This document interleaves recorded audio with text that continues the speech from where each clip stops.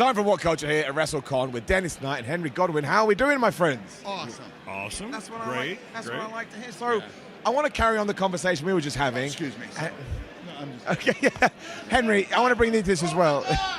You guys are massive, right? You're absolutely You're way huge. bigger than I thought you were as well. I'll take that. Everyone thinks I'm like 5'5", but it's like face.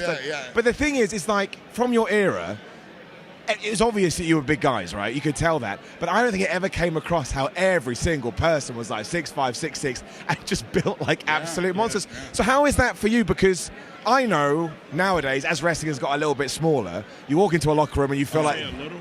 Well, yeah. But you walk into a locker room and sometimes you do get God. that confidence when you're like, oh, I'm taller than these guys. So what was it like for you guys, knowing you're big, but then you walk in like, wait a minute, everybody's big? It's crazy. Yeah, it's like the BSK. Nobody was under 300 pounds. Yeah.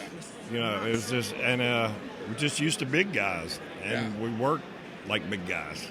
Yeah, so it was better like than if you were a large man and you could work, it was so much better because all the Stings and Ric Flairs wanted you, you know, like I wasn't The Rock or Stone Cold or anybody like that, but they loved beating me up, so I still get royalties on all those checks. Yeah.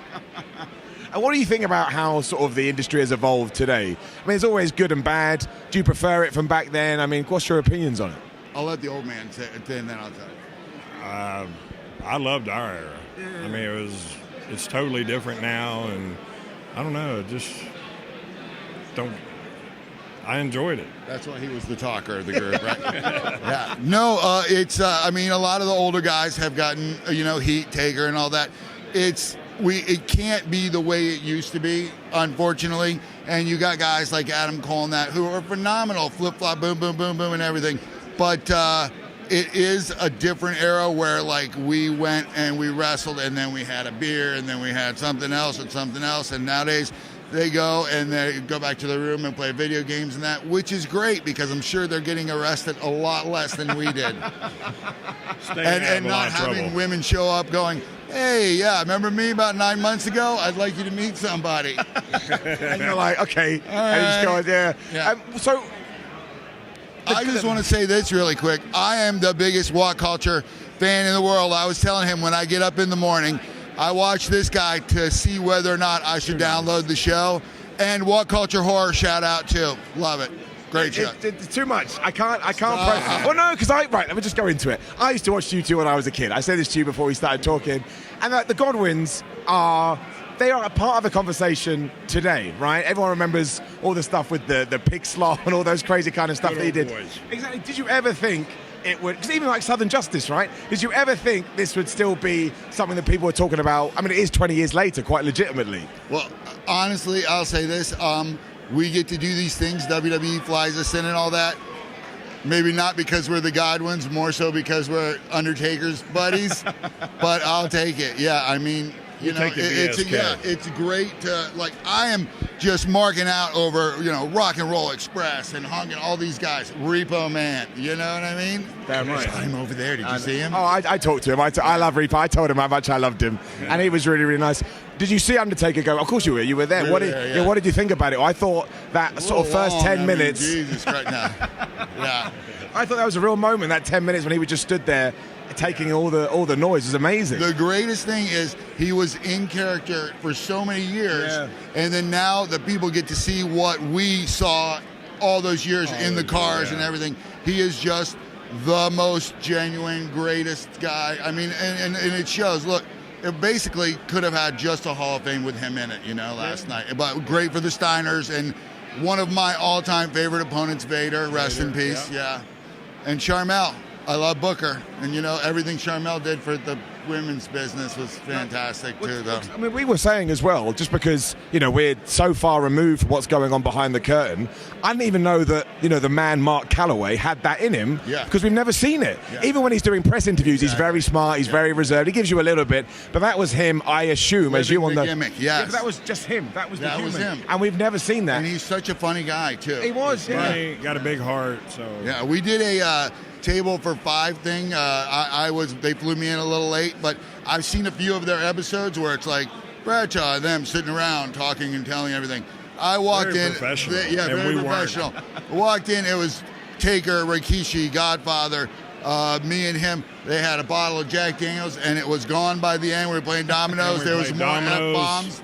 I was like, somebody said, dude, you can't use any of this. And the producer's like, we're using all of it. Oh, we look forward to that. There were some great stories, too, in that. Yeah. Before we do wrap up, because we had this conversation yesterday, we do have to talk about it, because you very nicely saw me talking about it on a video. Naked Mideon. Yes. I like Naked Mideon because Naked Mideon used to make me laugh. And that's all I'm a young man. You know, a guy runs out and you got the commentators going, what is it? I thought it was funny and I thought it was entertaining. I've seen Naked Mideon for 30 years. To you, it was nothing, right? Yeah, I will tell right now, since it's my favorite show and my favorite host, the origin of that story.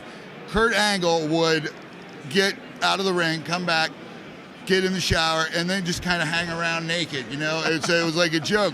So one day I said, I'm going to beat him. We were somewhere, and we were on first, and he was last. So I took a shower. I'm staying in the locker room for like 2 hours, just a towel waiting. I wait for Kurt to come back. He takes a shower. As soon as he pulls his underwear on, I drop my towel. I said, I am the new Naked Man. And then they go, we need somebody for a meet and greet. So I threw on the fanny pack and walked out of the locker room. And they're like, maybe somebody else. And then we got to TV the next day, and they go, Vince wants to see you. I'm like, oh, shit. He was like, we're thinking about having you run down through the ring in just a fanny pack. I'm like, sure, why not? And everybody's like, oh, I did all kinds of stuff, but this is what they remember. They're like, oh, wasn't that embarrassing? I said, I spent up to that point like 18 years getting my head kicked in by Vader and all these monsters. I said they were paying me the exact same amount of money to run through naked. So who's the idiot now? We did challenge people like that. Tell him the story about us and Warrior.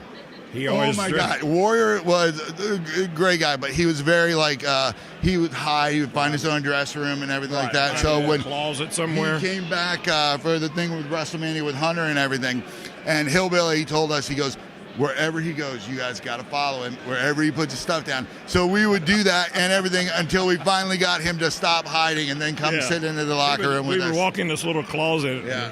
Sure, it's crowded in here. It's crowded in here, Jim. Just us three. Yeah. Did he lose it at all, or was he all right? Like, it was he's a little he's the ultimate warrior. Yeah. I mean, talk about living the gimmick, but he was a great guy. There wasn't too many words said when we walked in, but we sat down. Look at us. Who's going to say anything to us? I mean, it's true. I mean, he's a big chap, but I imagine you were a lot bigger, right? More so than that. We had Yoko and Taker, had our backs. So. And you're not messing with that, right? You're not messing with that at all. Simone Werewolf. That's right, Jacob Fatu. Everything's going on. Guys, this has been a real pleasure. Dude, just because we are here, it is surreal for me to come here and see people that I grew up with saying they watch the stuff that we're doing now. So please do know that you made my day. It's lovely. I'm going to watch the ups and downs as soon as I get home. So I like, Mideon finally, what a dick this guy was. Wouldn't leave me alone. Dude, you've cemented it now. Any old retro stuff we do, I'm putting you over like crazy. You always did, dude. You were like, it was the highest rated rod. You were like, it was with that chair shot with Cactus and everything. Man. You're like, and I like to say, there's a guy, whatever what they gave him, he always did. And I was like, dude, and that's when I sent you that DM that you took 2 years to reply to. I honestly killed me when I missed a DM from Dennis Knight. Who am I? An idiot. I'm genuinely sorry. You're my favorite wrestling person. You're too kind. You're both too kind. Thank you very much. Of course, buddy. Enjoy. I mean, what do I even say? Like, share, subscribe. Thank you very much.